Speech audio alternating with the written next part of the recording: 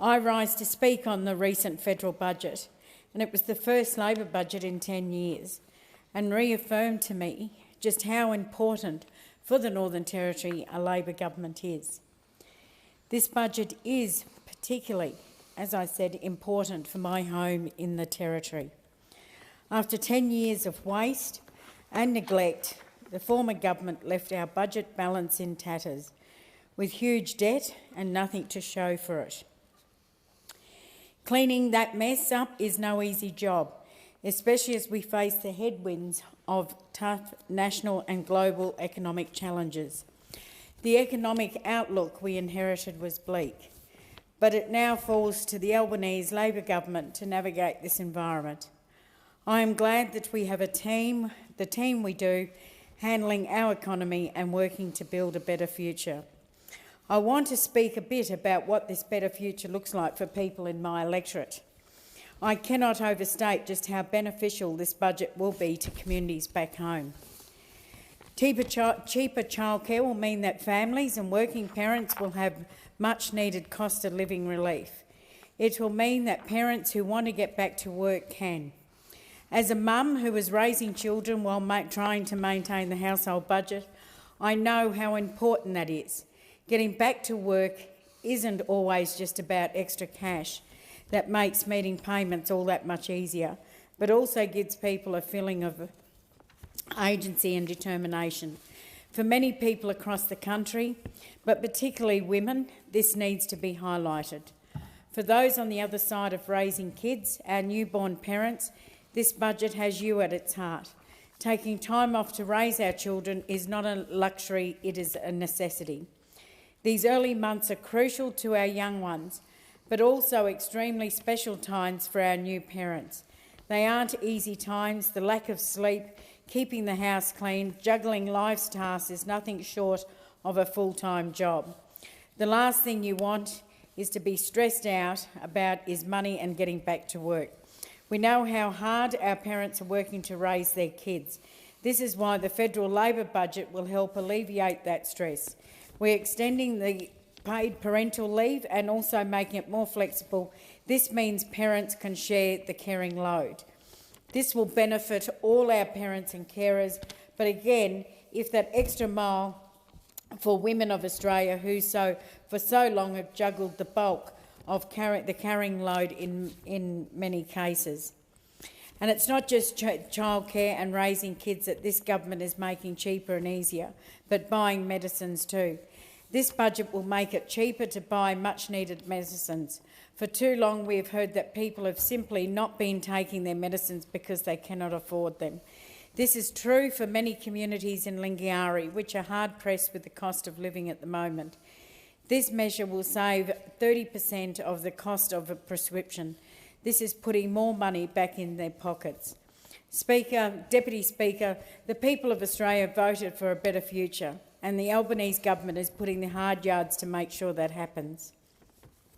A key part of that better future is making housing more affordable. We know how hard it is to get into the housing market right now, especially for our young people. For too long, the calls for more government support for housing has been unanswered. Deputy Speaker, it's been an honour to sit in this House as the Treasurer put an end and announced the historical housing accord, which will see 1 million homes built across Australia. The federal government, working with all our states and territories, is stepping up to the plate on housing, and I'm excited to see the impact this has.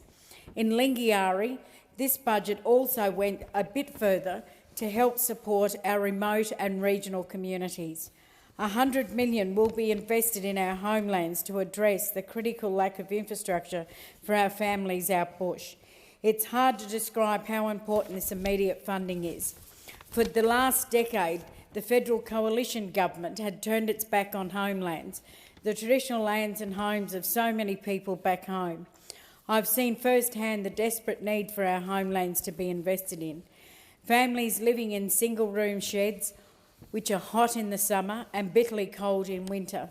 Families without access to clean drinking water. Families without access to roads to their homes. This $100 million is an important step forward and part of addressing the critical state of our homelands, but it'll enable more people to live on country, and it'll take so much pressure off our regional towns and communities where overcrowding in our major communities is a major issue. And it'll show to our communities that the federal government is finally listening to them. The Labor government's housing package will also crucially include 40,000 social houses, of which 4,000 will help women and children fleeing domestic violence. For many of our women suffering from domestic violence, where will I go is a debilitating question. This budget takes important steps in helping people answer that. We know how important this budget is for people all over Australia, but I can tell you it is particularly incredible for the people of Lingiari. This budget represents the largest federal government investment in the Northern Territory in a long, long time. $2.5 billion will flow into the Territory, building critical infrastructure, supporting major projects and providing better livelihoods for Territorians. This funding will have tangible impacts on the ground and will go a long way in addressing much-needed social and economic challenges. One key area this funding will go towards, Deputy Speaker, is our roads. Anyone who knows the Territory knows how important our roads are. Roads are how we connect to our communities, our bush.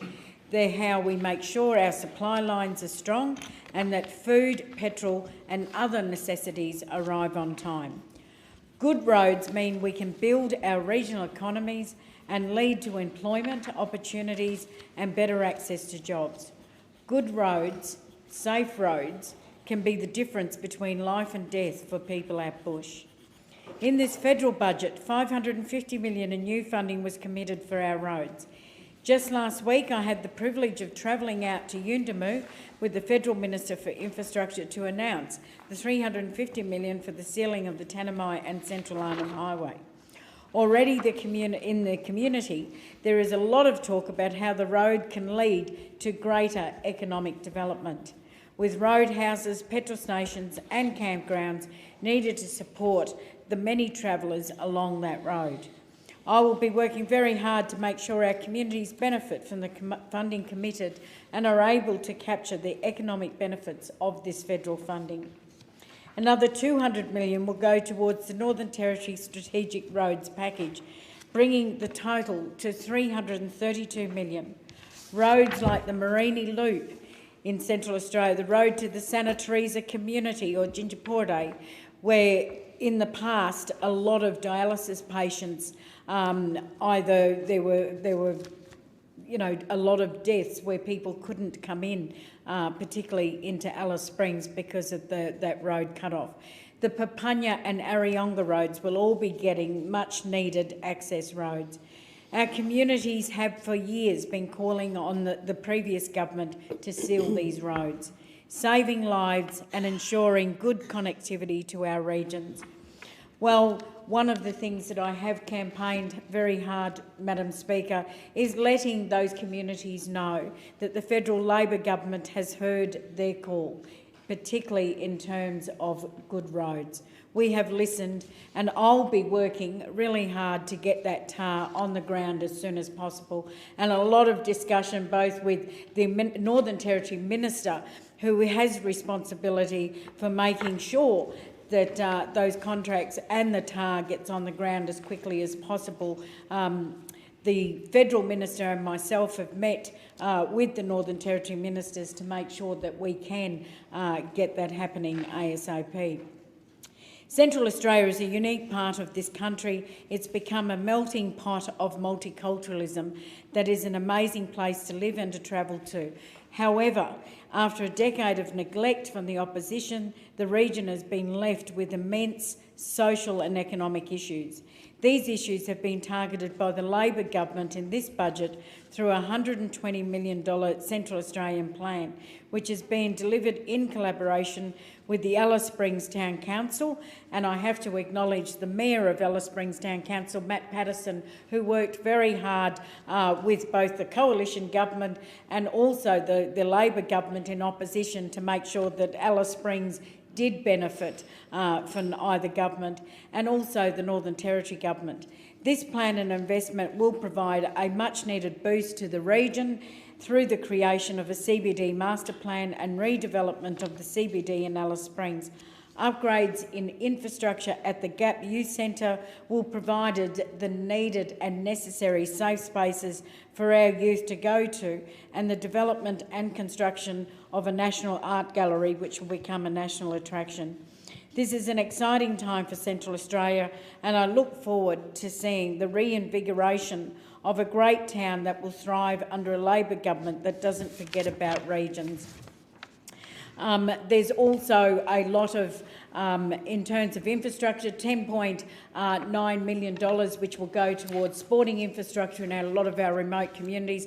We know that young people out in communities certainly need that infrastructure in which to keep them not only healthy but also well, but also staying in their community. There was also, I spoke about yesterday, the needed and necessary funding for homelands. We have at the moment a crisis in some of these communities with overcrowding in our communities. The homelands funding will ensure and enable those communities to be able to get people back on country, but also relieve a lot of the overcrowding that has been occurring in those communities. During the election, I did say, and the mantra was that often the Territory always does better under a Labor government. I think when we saw the investment of $2.5 billion, well, many may scoff, but when you've lived in the Territory, I'm born, I've never left the Territory, $2.5 billion investment in infrastructure, and not just any infrastructure, but in terms of road connectivity, the information technology, the mobile phones and mobile connectivity is really important in terms of this budget, particularly for when people often talk about regional Australia. This is a great budget in the Northern Territory, not just for regional communities, but it will also provide the infrastructure and needed connectivity for remote Aboriginal communities that have suffered.